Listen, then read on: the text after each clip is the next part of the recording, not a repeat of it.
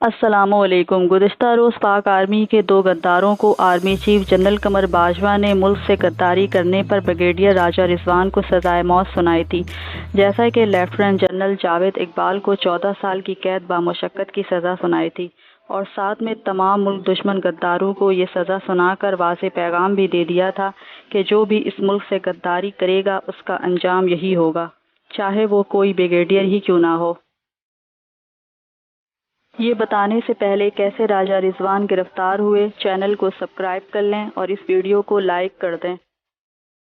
غداری کی سزا پانے والے بریگیڈیئر راجہ رضوان کے حوالے سے روزنامہ پاکستان میں معلومات سامنے آئی ہے کہ راجہ رضوان پاک فوج میں کئی اہم عہدوں پر فائز رہا اور وہ 2014 میں پاک فوج سے ریٹائر ہونے کے بعد اسلام آباد میں رہ رہا تھا۔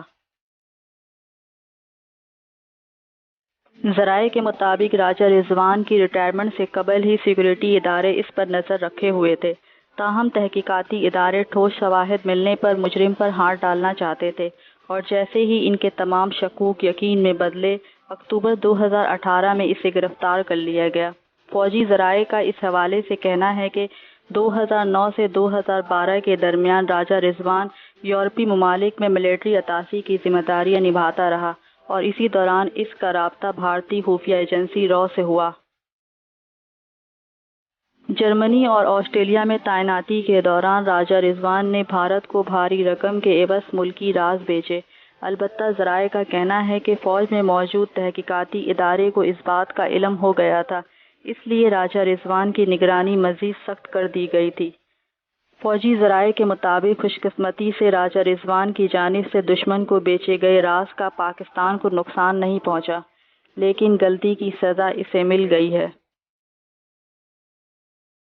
2014 میں بریگیڈیئر راجہ رضوان پاک فوج سے ریٹائر ہو گیا تھا اور اسلام آباد میں رہ رہا تھا، البتہ اس دوران اس کے خلاف کی جانے والی تحقیقات خاموشی سے جاری تھی، اور 10 اگست 2018 کو جب وہ اپنے ڈرائیور وسیم اکبر کے ساتھ اپنے دوست کو ملنے جا رہا تھا تو اسلام آباد کی G10 مارکیٹ کے قریب سے اسے تحویل میں لے لیا گیا۔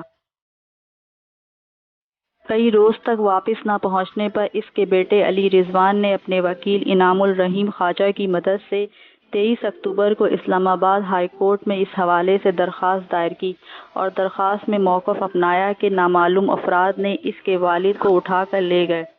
علی رضوان کا اس حوالے سے کہنا تھا کہ 10 اکتوبر کی رات کو سادہ کپڑوں میں ملبوس 3 افراد نے اس کے والد کو اغوا کیا ہے، اور اس کے بعد سے اس کے والد کا موبائل بند جا رہا ہے۔ اس کے بعد اسلام آباد ہائی کورٹ میں اس کیس کی سماعت ہوئی، اور 15 نومبر 2018 کو وزارت دفاع کے ایک نمائندے نے ہائی کورٹ کو بتایا کہ راجہ رضوان کے خلاف آفیشل سیکرٹ ایکٹ کے تحت کارروائی کی جا رہی ہے، اور اس کے ایک فوجی ہونے کی وجہ سے اس کے خلاف آرمی ایکٹ کے تحت کورٹ مارشل کا مقدمہ کیا جائے گا۔ اس کے بعد عدالت کی کارروائی غیر معینہ مدت کے لیے ملتوی کر دی گئی تھی۔ اب 30 مئی 2019 کو army chief general Qamar Bajwa نے خواجہ رضوان کی سزائے موت کی توثیق کر دی ہے۔ Subscribe now and press the bell icon. Never miss an update. Subscribe now and press the bell icon. Never miss an update.